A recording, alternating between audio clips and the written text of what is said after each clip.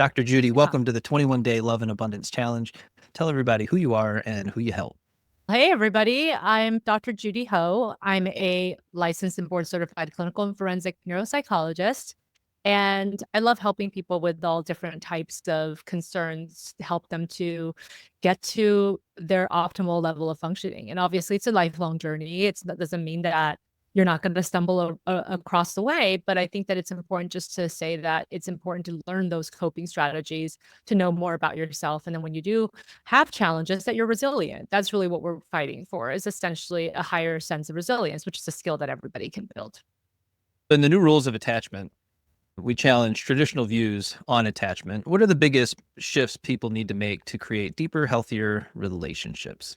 I think the first thing is just to recognize that we all come into relationships with our own past experiences, and the lens through which we view our relationships with others, as well as how we view ourselves, are going to stem from some of those experiences, either consciously or subconsciously.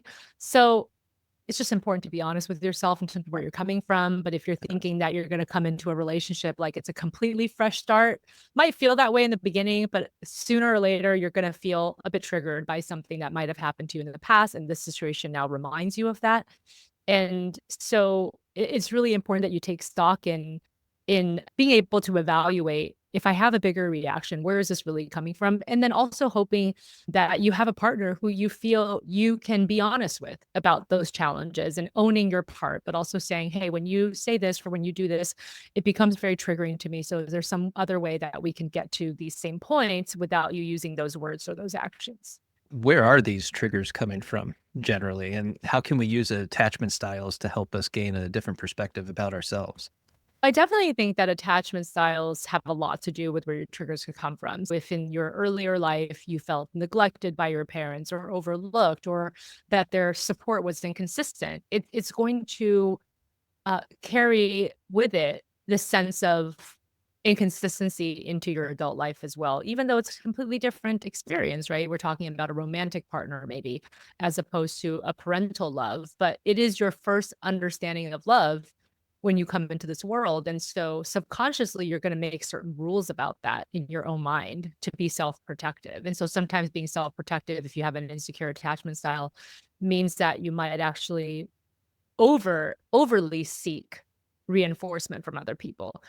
Sometimes that protective stance is actually going to lead you to be more distant from people and be uncomfortable when they want to ask you about deeper emotions that you might have. And other times, people might just feel like they're in a fight or flight more constantly. So they're constantly setting up tests for the people in their lives. Are you still going to be here if I do this or if this happens? Some of that's happening on a very subconscious level. But the problem is, without healing those wounds, you're going to be doing the same thing over and over again. And ultimately, it will be at the detriment of your own happiness and the relationship quality. And what are some of the core wounds associated with the different attachment styles? So I would say that if somebody has a anxious attachment style, one of the core wounds is that you're not as good as everyone else. This feeling of, I'm not sure if the support's really going to last. If somebody has an avoidant attachment style, their wound is coming from a place of, nobody's going to care about me as much as I can take care of myself. And so they tend to become the proverbial lone wolf as a result. And then people who have a disorganized attachment style tend to think that their life is going to be in chaos forever and that they don't deserve good outcomes in their life. And they're going to act accordingly to those types of beliefs. It's interesting the way that we use attachment styles, especially online. You'll see a lot of people adopt the label and put it over themselves, but then they also use that against other people at the same time as a way of trying to understand their world and their place in it. But a lot of times, from my perspective, I feel like these labels can be very self-limiting, and I'm curious how you feel about that. Yeah, I definitely think that these labels can be very self-limiting. And I think that part of it is because sometimes at first it feels good to have some kind of way to describe what's going on, Oh, it right? And feels so I think, amazing. so I feel like initially people feel great about it. They're like, oh, good. Now there's an explanation for what's going on. But I think the issue is then you become really inundated with that category. You become limited by it because most of the literature that's out there, if you're looking on social media or you're looking on online articles to learn more about your attachment style, is it's always talking about all the deficiencies of your style, warning signs of your style, how to get along with somebody if they have an insecure attachment style. So all of this negative information is going to permeate your consciousness and make you feel like you are deficient in some way. And first of all, attachment styles are not that linear. It's not like you only fit into one attachment style. Most people I know are combined styles, or they are securely attached 40% of the time, 60% of the time, but it's either with certain situations or with certain people that their insecure attachment styles come out, right? That's very common. Or people will be a combination of two insecure attachment styles. That's also very common. And also, the bottom line is attachment styles are fluid. You can heal from an insecure attachment style and develop secure attachment at any age of your life. And so I think that when we talk about these categories, it becomes very limiting because people think that, okay, this is just what I have to deal with. And that's just not it at all. Yeah, it's so important to recognize that you can earn a secure attachment at any stage of life. But I also think it's interesting that you said that it shows up in different areas of our life and with different people. So I was wondering if you could provide an example of where our attachment style might show up in different ways, or that we might be secure with one person, but then have a fearful avoidant that pops out with others. I would say that people who have a anxious attachment style, for example, they may find that most of their wounds are coming out in their romantic relationships, but perhaps they don't see them coming out as much in their friendships, right? And so in their friendships, they tend to be more even keeled. But when it comes to romantic relationships, that's where their wounds are being triggered the most. And that's where they feel deficient. And that's where they feel like they're less than. And they need that constant reinforcement from their romantic partner to know that they are of value. But they don't necessarily act that way with their friends. I've also seen that certain people end up triggering attachment style wounds, and it could be certain personality types of the people that they're with, or that they are also dealing with their own attachment wounds. So the most common combination that people tend to talk about is someone who's anxiously attached getting together with somebody who is avoidantly attached.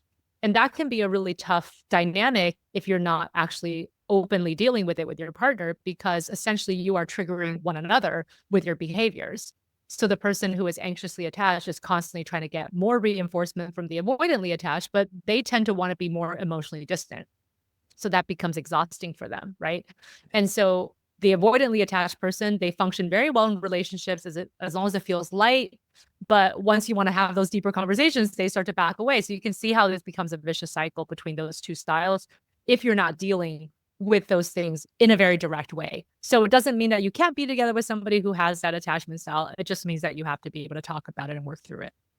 Yeah, and I think it's important to recognize that we can have healthy relationships with the opposite attachment style or any attachment style. It's just a matter of, this is usually how it works. The anxious attacher will get frustrated with the avoidant, and it might be the third time they've gone through this loop with this person, and then they find the book attached and they order it and they get it and they read through it and they identify themselves within the book, and they're like, oh, this is amazing, this is awesome, this is exactly who I am and what I've experienced. And then of course they have to share it with everybody and everyone all at once at the same time. So they order a bunch of copies priority mail and they send it out to their exes and to their currents and to their family members. And mom, you're an avoidant, I can't stand it. And then of course they're labeling everybody in that process. And we get to this place where it actually becomes a barrier to connection with, again, all of those labels that we keep putting on everybody else. It's really, it's a tool that's used for you to be able to understand yourself and how you integrate yourself into relationships. That's where we get to that point where, yes, you can have that healthy relationship with this other person if you can. We get into that co-regulation and self-regulation. So if you're anxious, you can pull away and become a little bit more, dive into self-regulation, and that looks different for everybody. But can you explain the difference between self and co-regulation for us? Yeah. So self-regulation means that you're relying on yourself to manage your emotional distress, which of course is a skill that we all should develop. But co-regulation is equally important because we're human beings, we're social beings. And there's a reason why we have to live in packs, right? It doesn't have to be a big pack, but you do have to feel like you have some kind of connection with others, because that's actually what fosters you the ability to get into that rest and relaxation state and not always be in hyperdrive and in a fight or flight all the time.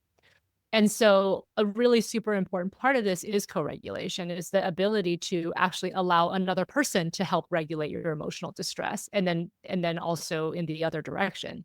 So the best example of co-regulation would be the co-regulation that you have, the bond that you have with your primary caregiver, right? When you're a child and you're distressed, you're naturally going to look to the people who take care of you every day to help you to manage that distress. So obviously when that relationship is healthy, then you know that you can rely on someone else and that becomes the template for the rest of your life. And that's why for insecure attachment, it can be harder because co-regulation was disturbed on some level. And so as an adult, you have to essentially relearn those skills and learn to trust again and learn that it is actually a necessary component of your thriving. Now, people might not know, but you also wrote another book about self-sabotage. Yep. I'm really curious. I love that you don't hesitate to dive into these different topics. But when we're talking about love and abundance, what are some ways that people might block themselves from receiving love and abundance? And I know I'm guilty of this. Yeah, I think that a lot of times, again, more likely if you have an insecure attachment style, you're going to probably think that you don't deserve love or positive outcomes in general, that you somehow have to earn it, right? I think that there's just a lot that can happen when you have developed insecure attachment in some way, shape, or form that causes you to self-sabotage. So I think that's the link between the 2 books. And oftentimes when we're self-sabotaging, we don't even necessarily realize it. Other times we realize it, but we don't know what to do about it, or we feel like we can't do anything about it. This is just a pattern you have to deal with, right? Similarly to how people think about these attachment styles, they just become stuck in it.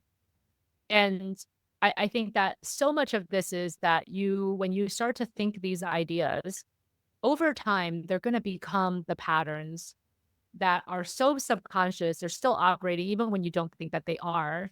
And that's how self-sabotage happens, is that it's not usually a conscious self-sabotaging. Usually it is subconscious on some level. But then once the outcome is not what you wanted, you use that to reinforce existing negative ideas about yourself. And so it's a cycle that needs to be broken if you want to achieve positive outcomes in the different areas of your life. Yeah, I had a client recently, and this person is a little bit older, but realizes that they still have more gas in the tank. They have a desire to do more and to be more and to completely establish themselves and fulfill a part of their own dream that maybe got left behind in the earlier years. They're struggling to find that place of, I don't really feel like I belong anywhere. I don't really, my friendship group just isn't the same. Things don't feel the same. For somebody in that position who still thinks that they have more and they desire more and they're prepared to dive into it, how can they begin to move themselves forward in that process? I think that the first thing is just that self-recognition, but also self-compassion, that essentially all of us are struggling with something and that it's nothing to be ashamed about, because I think that shame can really stop you from self-development and asking for help. So it's recognizing what's going on and then having compassion for yourself and knowing that this is a human experience and many people out there are having the same experience as you to some level, and knowing that you're not alone. I think that's really the most important step. And then I think the second thing is really to think about the values in your life. What's really truly important to you? And if you say that this value is so important to you, then what is one small way that you can live out that value in your everyday life? And it's really just about starting with those small changes. But I always find that values-based work and guiding your actions and how you spend your day based on your values can make a huge difference in how you feel by the end of the day. Some people in here might be thinking, man, I don't even really know what my values are. What is an exercise that we could run people through that would help them uncover what their values are? Yeah, so there's all kinds of values, card sorts, values lists that you can download from different places. I have one on my website at drjudyho.com, but you can also Google values card store or values list, and you'll get a list of the most common values. Of course, there's thousands of values, and everybody defines each value differently for themselves. But it's a good start because usually these lists will have anywhere from like 30 to 50 of the most common values. You can just review that list and pick out 3 to 5 of the values that mean the most to you or resonate the most. And then based on that, you're going to be able to understand the biggest guiding principles of your life, because values are not things you can check off of a list. Values are things that you want to stand for, how you'd like to be remembered or talked about when you're not in the room, right? It's truly what brings meaning to your life and what makes you feel like you're living a good life. And so it's really different from, okay, I did this thing on my to-do list, or I ran a marathon, because once those things are over, you can check them off. Values can't be really checked off, because if you decide that one of your top values is integrity, you're not going to be able to check it off. It's okay, I just want to live my life according to this value. I want to be able to be a person who has integrity. So what does that mean in this moment where I have a couple of things I could do, and one of them would allow me to represent a person with integrity, and the other one might be, this is not a person with integrity, right? And that, I think, is the difference between values and goals and why it's so important.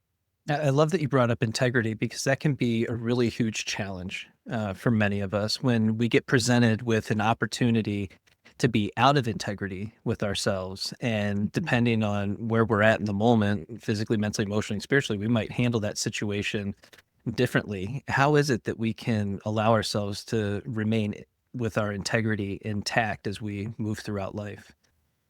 Yeah, I think that so much of that is a moving target for people. Sometimes I think it's important to understand the power of self-justification. We sometimes are acting out of integrity, but we tell ourselves, but it's okay for this moment because Right. XYZ. And then there's like an excuse. But I think at the end of the day, you're only cheating yourself. And I don't think that it's easy to live in integrity all the time. And it sometimes means that you have to make very big decisions. Sometimes it means that you have to hurt a few relationships, at least in the moment. And I think that oftentimes people are afraid to just be honest. To me, integrity and honesty are very aligned. It doesn't mean that in every single situation they're the same thing, but oftentimes I think the hardest things when I think about challenges with maintaining integrity is sometimes you have to tell people the hard truth and people don't want to hear it, but it's still the right thing to do. So are you going to do it? And I think that sometimes people just want to avoid conflict so much. And this is especially true of people who have anxious attachment, that you're gonna just say, "It's fine, I'll just let this one go." But at the end of the day, are you gonna feel okay with that? So sometimes it's important to just think about that, and in the moment, it may be difficult, but afterwards, you feel so much better about speaking up when you know that something's not right, or saying no, or, like, putting a boundary down that was important to put down, but something just holds you back from doing it.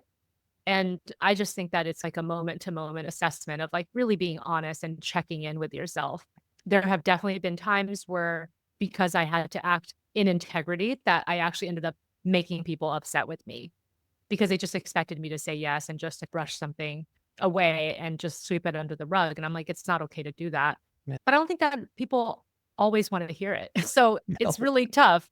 Yeah, but you have to be honest. Am I just saying this so I can feel better than they are? Like you want to uphold your own moral high ground? Or are you saying it because it truly matters that you're honest in this moment? It's not just to hold something above them or like just to start a conflict for no reason. Like you have to ask yourself why you're doing it.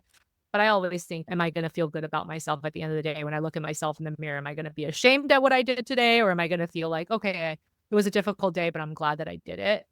And I thought that's a good check for myself. Yeah, it's so interesting because I feel like that happens a lot in some of our closest friendships where we put things aside and we say, oh, we've known each other for 10, 15, 20 years, and this is just who they are, and this is how things are. And you feel like you're a doormat after a while, and you never really tap into your no. So you don't say no to anything, and they just expect that this is who you're always going to be to them. And at some point, you do hit your upper threshold and you find Mhm. yourself in this place where, God, I really need to say something about this. Like, it's been 15 years, it's been 20 years. I can't keep Mhm. going in this direction with this person because you're hitting your pain threshold. Plus that one more step, it's coming and you're ready for some sort of new transition. And that can sometimes lead to a friendship breakup. So how can people navigate through that scenario and potentially a friendship breakup? I always think that friends sometimes you have these friends that have been in your life for a super long time, and you feel like that relationship needs to be saved at any cost. But I also think that it's equally important to recognize that sometimes there's just a season for a friendship, and that doesn't diminish the importance of that friendship or the meaningfulness of it for the time period that they were an important connection to you. But it's also okay to let go of a friendship. It's if it's no longer serving you, if it's becoming toxic, or it's just becoming overly burdened in terms of feeling like it's a one-way friendship versus the other. And I think that oftentimes people are just reluctant to let go, or they start to feel a lot of resentment. This person was supposed to be my best friend and they're not acting like it. They're not acting like it anymore. It's okay that this person was just your best friend for 5 years or 10 years. And it's okay to move on. So I think a lot of it has to do with your own ability to deal with grief and to also still honor that relationship for what it gave you during the time that it gave you something really helpful. Yeah, it's recognizing that not every relationship is meant to roll with you for your entire life, even though things like Facebook will make you believe that you should stay connected to all these people. As a Gen Xer, there was a time period in life, I know it's hard to believe for a lot of people, that we didn't have all of this technology. And when you ended a friendship or life just got hectic and things moved on, you didn't necessarily stay connected to everybody that was in your life for your entire life. That's just not how it happened. In today's world with social media, we're more connected and disconnected than we ever have been. And I'm curious your thoughts on social media and maintaining those types of friendships over long periods of time like that.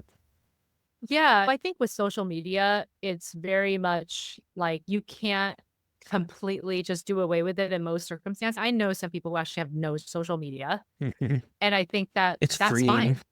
It's so great. If that's your choice, that's amazing. But for most of us, we're like, we're not really ready to say no to social media completely. Or you're saying, I need it for part of my job, which I think Yeah. is true for some people too. So I get it. Social media, it is like a necessary evil in some ways, but I also don't want to call it evil completely because it's not necessarily evil. It's just about how you consume it. Yeah. And so I think that if you're thinking that social media is going to be your primary way of maintaining a relationship with somebody, I would say that that usually doesn't pan out. Even when Jason, you and I connected on social media. So I'm so thankful that we have social media because that's how you and I met. But clearly, our collegial relationship didn't develop further until we actually got off of social media and working together on your podcast and me learning more about the work that you're doing. And then sometimes we would text each other. Becomes collaborative. Right, that's when our relationship actually grew, right? So it Yeah. had to come off of social media at some point. So I think that's probably true of most people. If you want a more meaningful connection, it can't just be through social media, although I think that's a great jumping off point for many people. And I also think that it's a great way to keep on top of someone when you're interested in what they're doing, but you don't have time to pick up the phone and dial their phone number. Like it's great because you get to see a little bit of what they're up to. But also you don't see the full picture, right? One of my friends literally just posted a photo of her and her family together, and then yesterday we had a talk, and she's in the middle of getting a divorce. So you don't really always get the full picture on Yeah. social media, and I didn't really get into, "Why did you post that picture? That's odd," but I think that she was just dealing with it on her own terms. So it's Yeah. like everybody who is on social media doesn't need to know that about what she's actually going through, but she basically told me, "Yeah, we're meeting with a divorce lawyer." I was like, "Oh my gosh," like, just a few days ago, I remember liking your family photo. So you just don't get the full picture from people on social media. So I would just say, obviously use it in a balance, and if you know that it's actually creating more pain in your life than helping, then you have to take a social media break. That's always Well, good to do absolutely. Yeah. because it is still other people's highlight reel. Most people don't post about them staining their shirt from the morning coffee or something mundane like that happens to like half of us. Now, I am curious, do you have any thoughts on people that post a lot about their relationship on social media? Yeah, you know what? I think that it's really up to the individual what they feel comfortable with. I very seldomly post about my personal life on social media, but that doesn't mean that there's anything really wrong with it if you feel Yeah. comfortable. So I think that it really just depends on you and what you feel most comfortable with. But if you're posting so much because you're trying to get validation for different things that are happening in your life from everyone else, and that's a primary reason. I do think that it's helpful to look at that and say, why is this so important for me to get reinforcement? from social media as opposed to other means? What does this particular mechanism give me that I feel like other mechanisms aren't? And is there any other way to fill that void? I think that sometimes people do it because they're not getting enough reinforcement or meaningfulness out of their in real life relationships. And so they have to find that somehow through social media. And I think that's when it becomes more difficult because you're never going to get enough validation. It's like chasing something that's always a moving target Oh, yeah. because there's always somebody else who's getting more likes than you. And maybe one time you post something and not a lot of people respond to it. And all of a sudden you're wondering what you did wrong. So I do think that It's it's so helpful true. to look at that. What's going on here really? And what can I do to help support my needs a bit more in a different way? I will say there's a level of detachment that I've taken with social media at this point, and it used to be so driven to because you're building a business and you're creating valuable content, and then you just get to this place where it's like those metrics don't really matter, and as long as you're again in integrity with what you're creating, and what you're putting out into the world, then that's really all that matters. Because you're just looking for the people that are from a business standpoint that want to be a part of what you're doing. They want to see the content and they're actively involved in it. I don't need a million followers who don't follow, like, and comment, or they're not engaging with the content. It's so much better when you have 2,000 people that are just like, yes, I really needed this. Thank you so much for this information. And that to me is awesome. But the problem we Yes. see in relationships is there's often one partner that is demanding that the relationship be posted to social media. And this is a Mhm. question that pops up so much, and I'm just curious how you would walk somebody through that. Yeah, I think that it's actually very in line with what I just mentioned in terms of what you're really getting. So, what is it about that social media recognition that makes you feel much more validated about this relationship other than something that the relationship is giving you in real life? Is it not enough that this person is making you feel like you're important? And why is it important for that public acknowledgement? Obviously, at some point, you have to stop playing games. So, if part of the issue is they're not calling you, their partner or girlfriend or boyfriend or whatever the case may be, you're like, okay, come on, dude, let's just but if that's really the core issue, then maybe it's less about social media acknowledgement. It's more just about acknowledgement in real life, like when they're introducing you to other people and how they're Right. treating you with their family and friends. And so I always think that there's something else underneath it. Yes. Um, it's not really the main thing that you're after. So it's just important to ask yourself that and then ask your partner that. Can you do this or not? If you can't, then maybe I don't want to be with you. And that is okay too. Yeah, I think that's absolutely an okay statement. But I also tell people, depending on how social media is being used by the other person, again, if they're running a business, then maybe, and especially from the law enforcement perspective that I come from, maybe you don't want to have all of that information out on social media because people do have a Right. tendency to try and find you and figure out, where are you? They always ask that question. Where are you located? It doesn't matter where I'm Right. located, and you don't get to Right. find that out. It's always interesting to me. Don't be weird, Yeah. folks. It's okay. Exactly. Don't be creepy, Exactly. please. Exactly. Exactly. But there's a lot of creepy people out there, so it's always good to Yes. again, you have to just be able to know for yourself, like, what makes the most sense. I never really tell people where I am in real time for that reason. Never. Yeah. But I know some people feel great about that. They're like, "I wanna do it. I wanna let everybody know where I'm gonna be, and if they wanna come see me, great. It's okay. You know what? Like, that's totally up to the individual and what they're comfortable with. I'm just not comfortable with that, but that Yeah. doesn't mean that it's wrong if somebody wants to do it." Yeah. I was in that city a month ago, right? I might be posting Uh, about it now, but I was there a month ago, and it's yes. just never tell people safety guys, right? Never tell people where you're traveling or what you're doing. Yeah, you know that because you come from your law enforcement background, so Yeah. obviously, you know how it can go awry very quickly sometimes, and it's just really not worth it for the extra likes. It's Mm-mm. kind of what I think. Yeah. Yeah. I am curious, what have you been up to lately? What is exciting to you? What's interesting to you? What are you currently working on?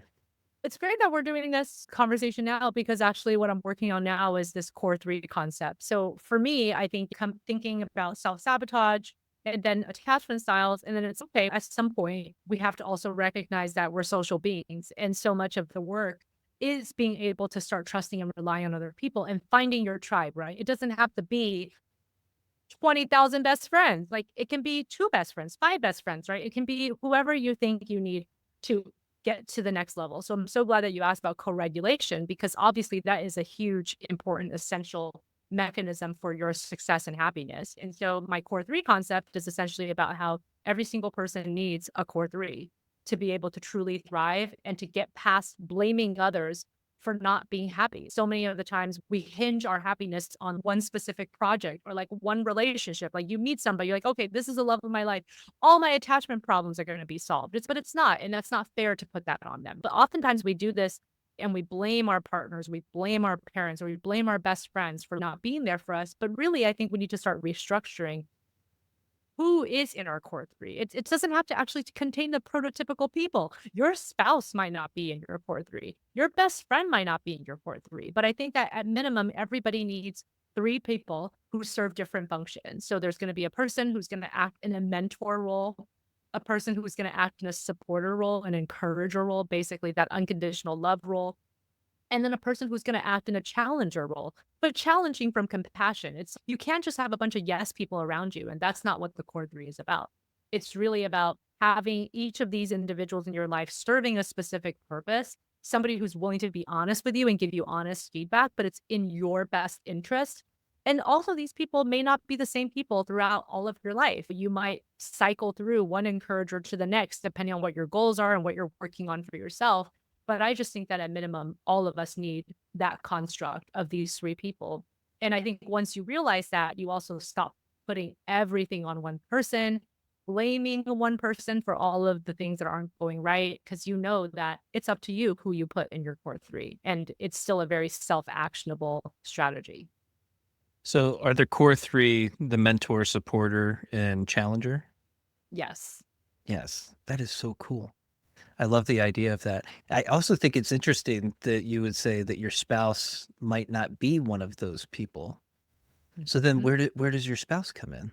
I guess it really depends on where you are in your relationship with your spouse. I think that Mhm. oftentimes people expect their spouse to be that unconditional loving person, that maybe that's the role that they have to serve.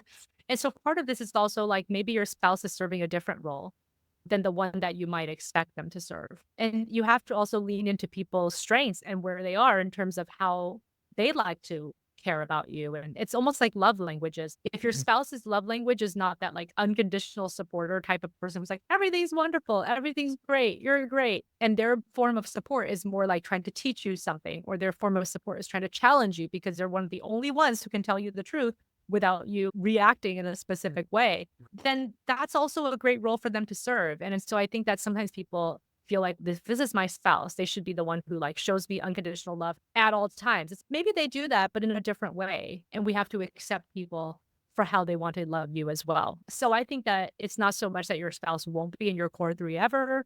It might be that they're in a different role. And then how does that feel? But if you can lean into what their strengths are and understand that's how they're loving you, it might actually solve a lot of the problems in your relationship.